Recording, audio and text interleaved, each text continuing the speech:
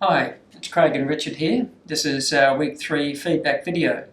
And so thank you for all of you. You are following the discussions and contributing to those, and many of you, of course, will be reading them but not necessarily posting your own comments. So we're going to pick up some of the key themes that have really been trending this week. So perhaps would you like to start off with multitasking? Absolutely. This is a big topic for a lot of people, this idea that we can't effectively do complex multitasking. And, some of the learners doing the experiments and really starting to notice that when they tried to focus on two complex things at one time, now by complex we mean having two conversations at once, driving a car and talking on the phone, that kind of thing. Actually, we know working and trying to do 10 different things, actually the performance on all of the tasks starts to decrease. And there's a certain stress that comes with that as well. A lot of people notice it's hard, it's mentally taxing, it's quite stressful. Yes. There's an important distinction. Sometimes people think they're multitasking when they're working really efficiently, when they're actually efficiently attention switching. And I often give this example in courses of a lady she was a teacher, a very senior teacher in a major school, and she was saying one week, but you've got to multitask. This was the first week of the program. She said, look, my lunchtime today, I'm eating my lunch at the desk and I'm typing away on emails. A phone call comes in, I get the phone, I tuck it under my shoulder, I'm still going to have a conversation. And she said somebody walks into the office, asks me a question, I nod at them. I haven't got a clue what they actually said to me, but I give them an answer and I send the email without the This would be a familiar scene, I think, for a lot of people. Well, that's right. And she said, I'm under the pump and I'm wrung out at the end of the day. But that's how you have to be. This is the modern world.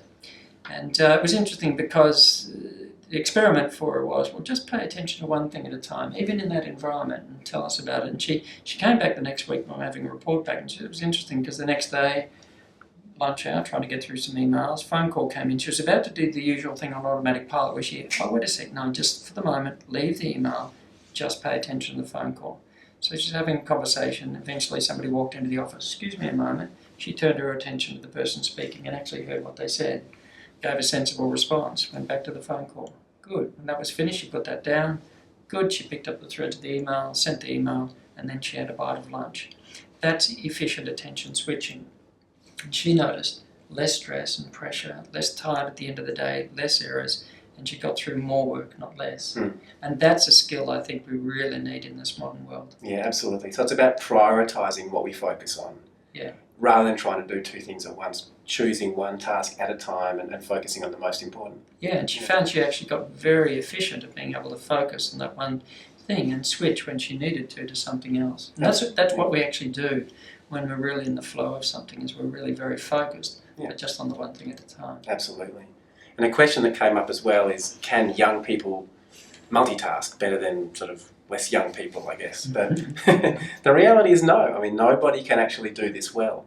Anything we practice, we get better at. So that attention switching, of course, we can actually get better at attention switching. Efficient attention switching.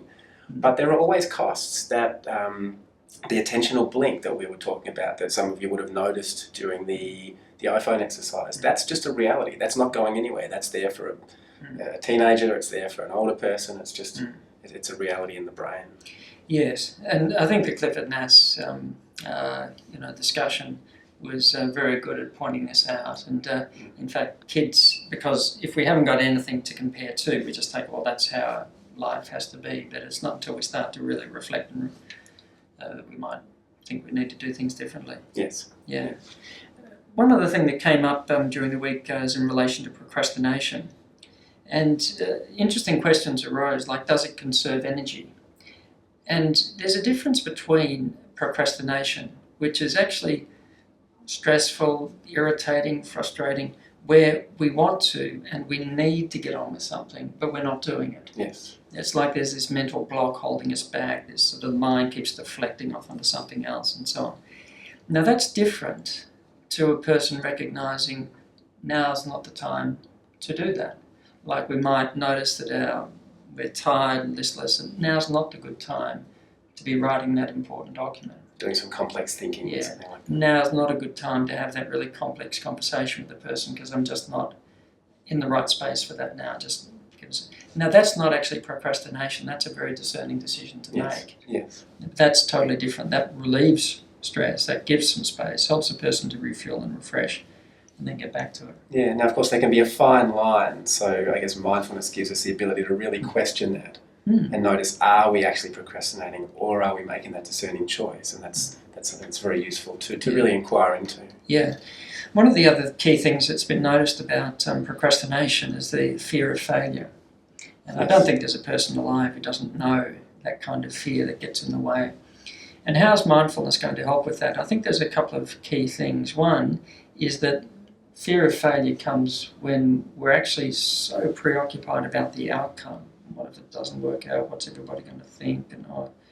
And we actually lose focus on the process, the one step in front of us. So the more we can actually get our attention back onto what's the one step in front of me I need to engage with now, and stop, in a sense, preoccupying about a future that hasn't happened, a person can very often get moving and take that step.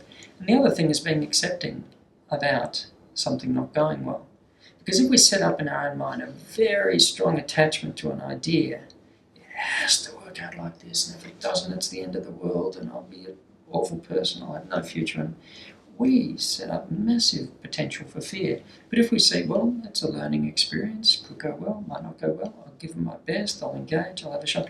But if it doesn't go this way, then I'll learn something from it. So it stops being failure and it actually starts being learning. And I think that's a very mindful attitude, is to focus on the learning and not having to try and get everything right all the time.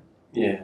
You make me think of sporting people as well. People like Novak Djokovic, used to crumble under pressure, but then learn to use mindfulness just to be present, to let go of the point that he's just dropped, to accept that that's happened, to get back into the present moment, to feel the racket in his hand and see Andy Murray down the other end, and just return the serve rather than worrying about the outcome of the game or what's happened before. The paradox when an athlete's in the zone and performing at their best is there's not the concern about the outcome. Although the person's playing the game as hard and fully as they can, but the concern, the focus is not on the outcome, it's on the moment. And they describe being in a really relaxed, present moment, attentional state. Which is a paradox, totally a paradox. Yeah. An addiction to putting things off so that we can enjoy the flush of bliss that comes when we finally get something done. I've never really struck that. I'm not sure that that's the case. There is certainly something very satisfying about getting something done that's been put off. But that's the relief of stress that's associated with putting the thing off in the first place. Yes. And so much better, if we can, is to not get caught into the process of putting things off. One of the in more extended mindfulness courses run on looking at self-discipline. And when we put it, it's amazing how it takes us more energy to put something off than to do it, which is extraordinary. And we invest huge amounts of time and energy in avoidance and not actually a little bit of time and energy in engaging in something. So procrastination is an interesting topic. Yes, definitely. Also savouring, savouring the experience of, we're familiar with savouring a nice meal or something, but quite often when people start to stop after they've completed something and really pay attention to the sense of completion and mastery and the relief, really notice that can actually be quite reinforcing. So it can actually make us more likely to finish things. Yeah. Now, quite a lot's come up about emotions this week. Would you like to say a little bit about that? What does managing emotions mean? Yeah, absolutely. There's a big distinction between relating to emotions mindfully and suppressing them. And then some of the learners were questioning whether mindfulness is about sort of suppressing emotions or getting rid of them. Is that what managing emotions means? Yeah, that's right. And of course, it's absolutely not. When we're trying to not experience something, if we're trying to not feel something or not think a particular thought, our attention gets very caught up in the very thing that we're trying to avoid, not thinking of a pink elephant, basically. And instead, with mindfulness, what we learn to do is just to notice the thoughts in the mind, the emotions in the body, without reacting to them, without necessarily identifying with them. At times, maybe practicing, just acceptance, allowing thoughts and emotions to be there, that kind of thing. And there's a lot of research now that shows that that's actually a very healthy way of relating to emotions. Some of my own doctoral research, actually, we found that when compared to suppression, mindfulness is a much better strategy than trying to bury the emotions, causes all kinds of problems for physical and mental health. Even reappraisal, which is the underpinning of cognitive behavioural therapy, changing how we think about things to change how we feel about a situation. That's actually not as healthy as mindfulness because we have to keep changing how we think about things. Whereas the research showed that when people actually just learn to get unhooked from that attachment and just to allow the emotions to be there without reacting, they become much, much healthier and happier. Yes. Yeah, that's sort of, too, sometimes people assume, oh, wait a sec, that non-attachment to emotions as if that's dissociation. And it's quite a different thing to dissociation as well, where we can recognise and acknowledge the emotion, but are not caught up in it. But that's different to dissociation. And the research has certainly shown, and if you go on PubMed, for example, search mindfulness, dissociation, and so on, you see a certain number of studies that come up. But actually, mindfulness reduces dissociation. Yes. Because it's quite a different thing. And so these things are, and these are very good questions to tease out, well, what are the differences between suppression and mindful emotional regulation or dissociation and non-attachment? Yes. Quite different things. Yes. Just picking up on the theme of acceptance, some of the learners were actually saying acceptance is hard. They're questioning whether accepting things is actually hard and takes a lot of work. Could you say anything about that? Yeah. It's simple, but it's not easy. I said that before, I'll say it again. It's simple, but it's not easy. And the non-acceptance of things, things going wrong, because if we're attached to an idea, something's got to go like this, it's got to go this way. If it doesn't, it's terrible. And we all of a sudden narrow the options, we narrow the possibilities enormously. And so it creates a lot of anxiety and apprehension, and then very often a lot of frustration or grief when we look back on something that didn't go the way we'd like. And if we can just drop the assumptions about how something should go when we step into it, make it well, may not go well, we learn something from it, maybe we don't, but if we can just drop that, it doesn't take us into that situation so narrow and so attached. It's sort of like, who knows how something's going to go. I can remember one time applying for a job as a deputy editor of Australia's biggest general practice journal. And it just sort of something said to me, apply for that job, and but I was comfortable if I got it, great. If I didn't, that was fine. I was interested in making a contribution to certain topics of interest that I had, and went for the interviews and so on. And I remember there was a point in the interview where I knew the kind of answers, the kind of model answer I could give, which would, work well for me, wasn't actually an authentic answer. And I chose to give the authentic answer, and I could just see the job, just so I was waving it goodbye, to the job. I could just, I thought, oh, well, that's fine, let's go. Funny thing was, I got a call from the editor the next week, Craig, the job went to the other person, in the short list, and but we'd love to have your involvement. Would you mind writing a regular column for the journal? And it was just like, I could not have designed a better situation for myself because I didn't have to do all the editorial stuff and had this opportunity. And the funny thing was, it was just that sense of being able to be comfortable. And we all know what it's like when we're not. It's got to go this way and so on. And that creates an enormous amount of stress and apprehension. So acceptance is not easy. And it's saying, do we have to accept? Well, we don't have to accept, but mindfulness can help us to be aware of the attitude and to start to notice the effect of not accepting. So we don't accept something, we go in with a very narrow idea of how something has to be, and just to start to notice the effect on how it makes us feel, how we function or respond. Yes. So that we're making our own choice, because it's not you or I, wagging a finger saying must accept. It's just like, no, we've got to make that choice for ourselves. Does it work for us or not? Is there a different way? And just exploring that experientially, as you said, just actually checking out what happens when I don't accept things, when I'm resisting them, what effect does that have? Yes, yeah. It's also very different from apathy. That's something else that comes up a lot. People think, if I'm accepting things, am I just allowing bad behaviour and staying in bed and not really, not really life's doormat. That's right, exactly. And of course, that's not what we're talking about here. Because sometimes what we need to accept actually is that it takes a lot of effort to actually change things that need to be changed. But of course, with mindfulness, we get that discernment. We start to be able to pick up paddles and to notice what's actually worth changing and worth working towards. I mean, if you're going bushwalking or something and take a wrong turn, just can't accept that and just keep on walking, just getting further and further. And at some point, we have to accept, lost. Yes. And that doesn't mean you don't take your bearings and get on with and trying to sort out which way to go. But the acceptance is the first thing in being able to turn towards and address the situation. Yes. Yeah. Now, there's a bit of conversation come up about mindfulness and religion and where it fits in there.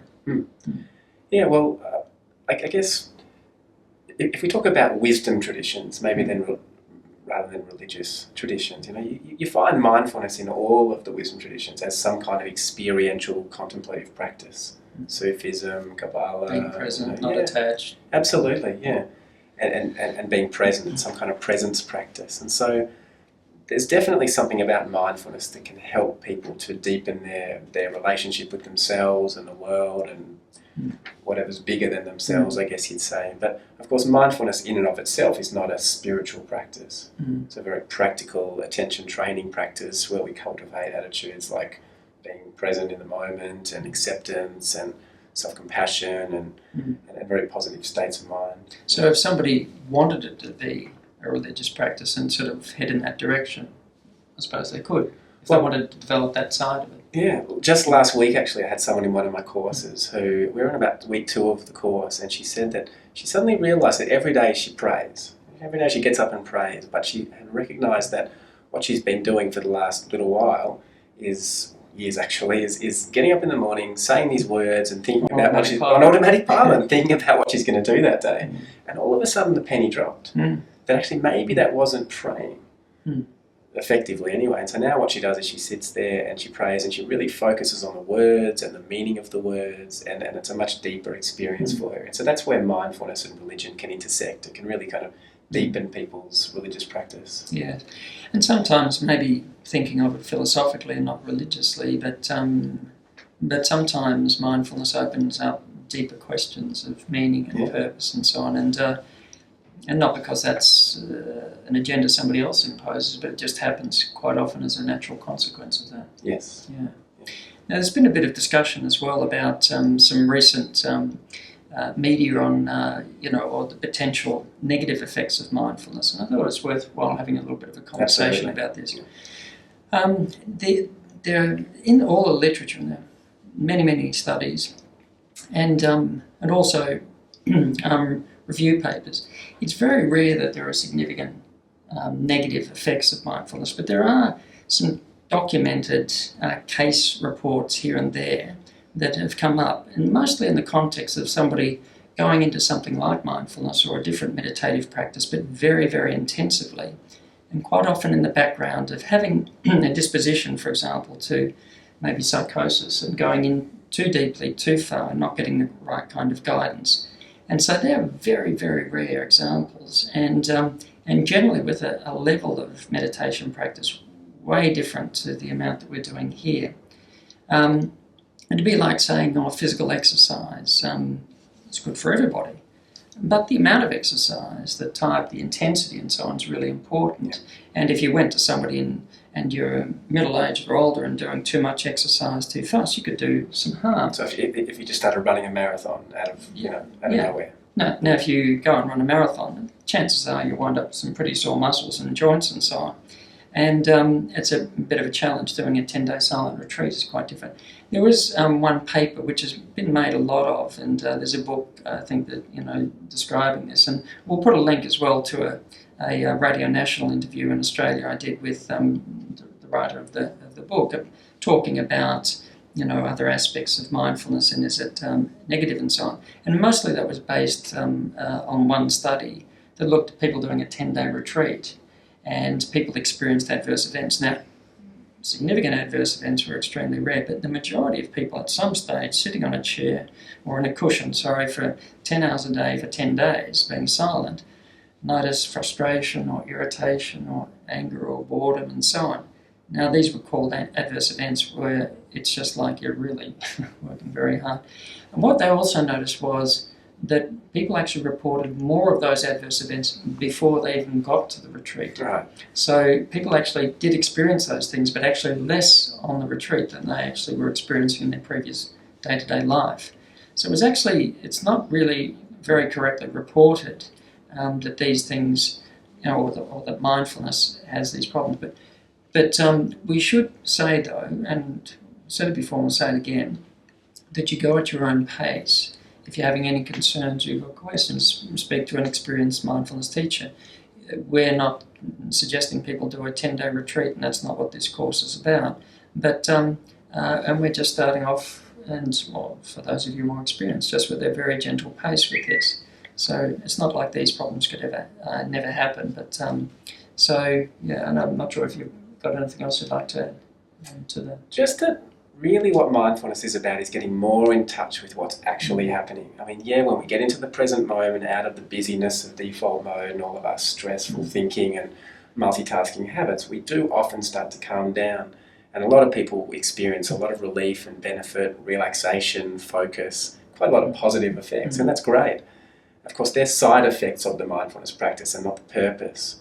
And the point of mindfulness is actually to get more present and in touch with what's actually going on in the moment. And if that is some anxiety or some tension in the body or too much coffee at lunchtime or something like that, then guess what you're going to get in touch with? Yeah. That's actually... And that's not an adverse event, noticing something like that. That's self-awareness. The next step, of course, is how to work with that gently, not beat ourselves up over it and so on, because we can actually amplify the problem that we're actually criticising, and we've said that a number of times. Yes. Questions about length of practice and... Yes. How much practice? I think more practice is better. We get more value out of doing more practice. A recent interesting study for people who had a significant recurrent depression, they looked at people who did more than average amount of practice. So practicing 40 minutes at least 3 times a week of mindfulness meditation, or practicing less than that. Yes. They found that there was about twice the beneficial effect for those who'd practiced more regularly. And so, but it takes a significant level of motivation and determination to practice for that period of time, 40 minutes a day of practice. And so major depression, major pain, people are often ready to do that. In day-to-day life, most people aren't ready to do that. But even just from 5 minutes, once, twice a day, building that up a bit if you want to, you can still get significant benefits for just general working population or people at home or students at school. Yeah. And as we were saying a moment ago, of course, doing it at a pace that works. Yeah. Just not trying to do too much too early. Yes, that's right. And you sort of work with yourself on that. And there was questions too about how long until the benefits kick in. Yeah. Well, they kick in as quickly as they kick in, I guess you'd say, right? I mean, it depends what people are looking for, really. But quite often I don't know about you when you're teaching mindfulness, but quite often people are meditating and they're thinking, well, am I relaxed yet? When's this going to change? When's it going to be different? And of course, are they really in the moment there? Are they actually practicing mindfulness, or are they practicing something else? Default mode. Yeah. Tension's in the future and they're comparing where they are to where they want to be. So actually that's not actually practicing mindfulness. No, that's just thinking about ourselves. That's right. Yeah. Yeah, so it's a paradox, isn't it? On one hand, of course, a lot of people come to mindfulness because they want some benefit from it. Certainly the mindfulness-based therapies are a really good example of that. But actually we need to let go of that expectation, actually set that aside and just do the practice, which lets us be in the moment, which actually paradoxically lets us experience the benefits. Yes. Yeah. And so, I mean, certain sorts of things, there's studies, like there is effects of mindfulness instantaneously when the attention comes back that you can measure on a functional MRI. The changes in grey matter thickness tend to take a number of weeks. Changes in telomere length probably take a few years to actually be measurable. So there are different kinds of effects, but certainly being patient, maintaining the practice, like a superannuation scheme, you just over time it builds up. But if you're sort of, I've tried putting something in it for a couple of times, a couple of weeks, and nothing's not seemed to be happening, so I've pulled out.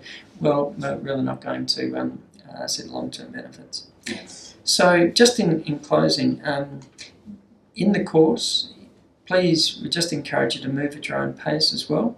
We've got extra things to read and so on, but you do it at your own pace. Not everybody has to go at the same pace. You can pick up later on. So please go at your own pace and go into it as much depth as you want to. This is not designed to be an academic course in the sense of, 20 hours a week of poring over academic papers and writing assignments and so on. At the same time, we don't want it to be so lightweight that there's no meat on the bone. So we're trying to pitch it somewhere in between, but certainly read more if you want to, and we can give more links and so on. And if you're just purely wanting the simple, practical effects of it, well, then just go gently and go at your own pace, and be discerning about how much else you read, because it's not the theory that makes a difference at the end of the day, it's the application. Yeah. So thanks very much for your attention once again, and we'll look forward to having a chat next week. And next week we may be going live.